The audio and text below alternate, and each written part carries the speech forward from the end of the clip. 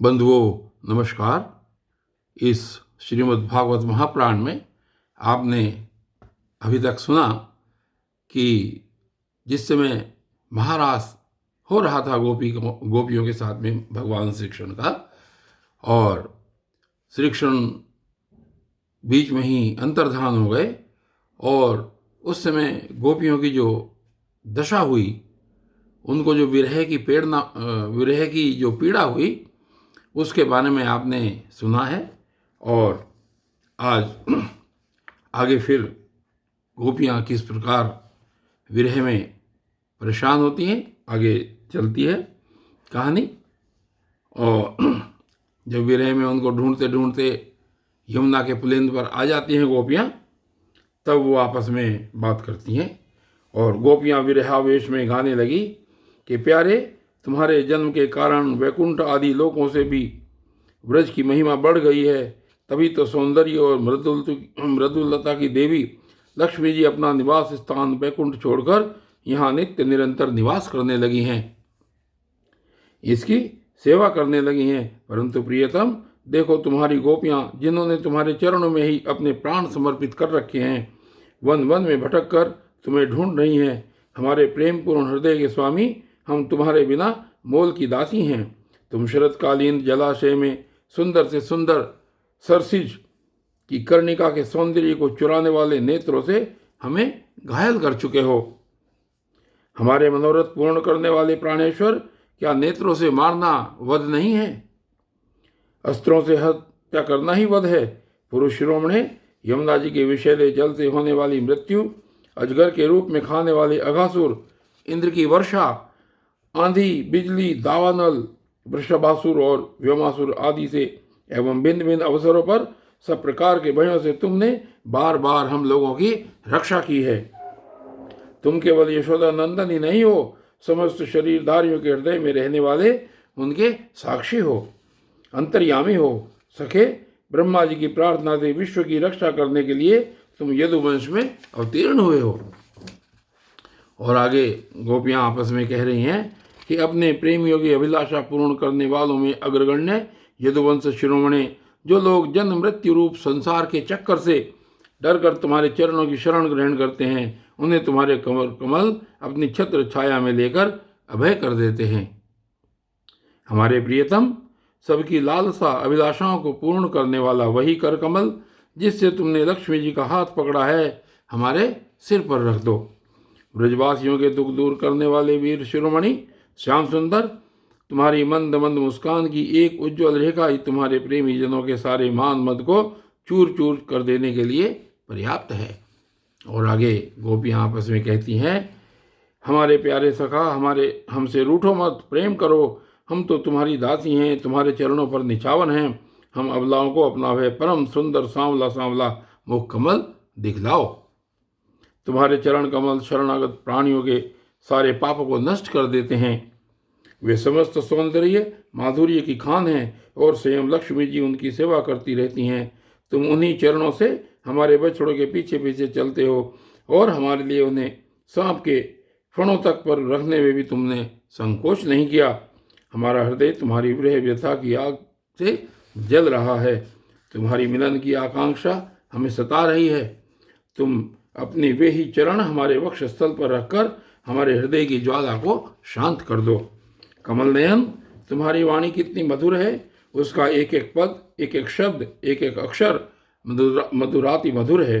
बड़े बड़े विद्वान उसमें रम जाते हैं, उस पर अपना सर्वस्व निछावर कर देते हैं। तुम्हारी उसी वाणी का रसास्वादन करके तुम्हारी आज्ञाकारिणी दासी गोपियाँ मोहित हो रही हैं। और आगे कहते हैं कि दानवीर, अब तुम अपनी दिव्य अमृत से भी मधुर अधर रस पिलाकर हमें जीवन दान दो, हमें छका दो। इतना मधुर रस पिलाओ कि हम छक जाएं, हम तृप्त हो जाएं। प्रभु, तुम्हारी लीला कथा भी अमृत स्वरूप है। विरह से सताए हुए लोगों के लिए तो वह जीवन सर्वस्व ही है। बड़े बड़े ज्ञानी महात्माओं, भक्त कवियों ने उसका गान किया है। वह सारे पाप ताप तो मिटाती ही है, साथ ही श्रवण मात्र से परम मंगल परम कल्याण का दान भी करती है। वह परम सुंदर, परम मधुर और बहुत विस्तृत भी है। जो तुम्हारी उस लीला कथा का गान करते हैं, वास्तव में भूलोक में वही सबसे बड़े दाता हैं। प्यारे, एक दिन वह था जब तुम्हारी प्रेम भरी हंसी और चितवन तथा तुम्हारी तरह तरह की क्रीड़ाओं का ध्यान करके हम आनंद में मग्न हो जाया करती थी। उनका ध्यान भी परम मंगलदायक है। उसके बाद तुम मिले। तुमने एकांत में हृदय स्पर्शी ठिठोलियां की, प्रेम की बातें कही।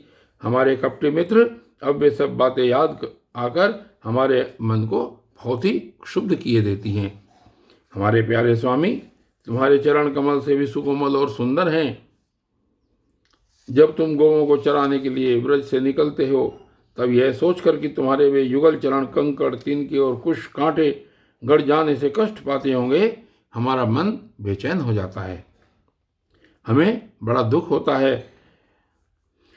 दिन ढलने पर जब तुम वन से घर लौटते हो, तो हम देखती हैं कि तुम्हारे मुख कमल पर नीली नीली अलकियां लटक रही हैं और गौओं के खुर से उड़ उड़कर घनी धूल पड़ी हुई है। हमारे वीर प्रियतम, तुम अपना वह सौंदर्य हमें दिखा दिखाकर हमारे हृदय में मिलन की आकांक्षा और प्रेम उत्पन्न करते हो। प्रियतम, एकमात्र तुम ही हमारे सारे दुखों को मिटाने वाले हो। तुम्हारे चरण कमल शरणागत भक्तों की समस्त अभिलाषाओं को पूर्ण करने वाले हैं। स्वयं लक्ष्मी जी उनकी सेवा करती हैं और पृथ्वी के तो वे भूषण ही हैं। आपत्ति के समय एकमात्र उन्हीं का चिंतन करना उचित है, जिससे सारी आपत्तियां कट जाती हैं। कुंज विहारी, तुम अपने वे परम कल्याण रूप चरण कमल हमारे वक्ष स्थल पर रखकर हमारे हृदय की विधा को शांत कर दो। वीर शिरोमणे, तुम्हारा अधरामृत मिलन के सुख को, आकांक्षा को बढ़ाने वाला है। वह विरहजन्य समस्त लोक शोक संताप को नष्ट कर देता है। यह गाने वाली बांसुरी भली भांति उसे चूमती रहती है। जिन्होंने एक बार उसे पी लिया, उन लोगों को फिर दूसरों की आसक्तियों का स्मरण भी नहीं होता। हमारे वीर, अपना वही अधरामृत हमें वितरण करो, हमें पिलाओ। प्यारे, दिन के समय जब तुम वन में विहार करने के लिए चले जाते हो, तब तुम्हें देखे बिना हमारे लिए एक एक क्षण युग के समान हो जाता है। और जब तुम संध्या के समय लौटते हो तथा घुंघराली अलकों से युक्त तुम्हारा परम सुंदर मुखार विंद हम देखती हैं, उस समय पलकों का गिरना हमारे लिए भार हो जाता है और ऐसा जान पड़ता है कि इन नेत्रों की पलकों को बनाने वाला विधाता मूर्ख है। प्यारे श्याम सुंदर, हम अपने पति, पुत्र, भाई, बंधु और कुल परिवार का त्याग कर उनकी इच्छा और आज्ञाओं का उल्लंघन करके तुम्हारे पास आई हैं। हम तुम्हारी एक एक चाल जानती हैं, संकेत समझती हैं और तुम्हारे मधुर गान की गति समझकर उसी से मोहित होकर यहाँ आई हैं।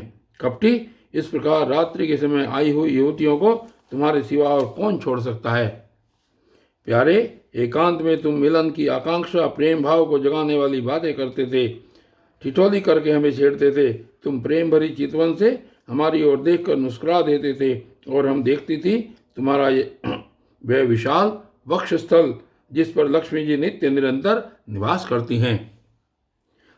तब से अब तक निरंतर हमारी लालसा बढ़ती ही जा रही है और हमारा मन अधिकाधिक मुग्ध होता जा रहा है। प्यारे, तुम्हारी यह अभिव्यक्ति ब्रज वनवासियों के संपूर्ण दुखताप को नष्ट करने वाली और विश्व का पूर्ण मंगल करने के लिए है। हमारा हृदय तुम्हारे प्रति लालसा से भर रहा है। कुछ थोड़ी सी ऐसी औषधि दो जो तुम्हारे निज जनों के हृदय रोग को सर्वथा निर्मूल कर दे। तुम्हारे चरण कमल से भी सुकुमार हैं। उन्हें हम अपने कठोर स्तनों पर भी डरते डरते बहुत धीरे से रखती हैं कि कहीं उन्हें चोट न लग जाए। उन्हीं चरणों से तुम रात्रि के समय घोर जंगल में छिपे छिपे भटक रहे हो। क्या कंकड़, पत्थर आदि की चोट लगने से उनमें पीड़ा नहीं होगी? हमें तो इसकी संभावना मात्र से ही चक्कर आ जाता है। हम अचेत होती जा रही हैं। श्री कृष्ण, श्याम सुंदर, प्राणनाथ, हमारा जीवन तुम्हारे लिए है। हम तुम्हारे लिए जी रही हैं और हम तुम्हारी ही हैं। और बंधुओं, आज इस गोपी कापी गीत में आज की वीडियो बस केवल यहीं तक। आगे की वीडियो में भगवान अपनी क्या लीला करते हैं ये देखा जाएगा। तब तक के लिए धन्यवाद।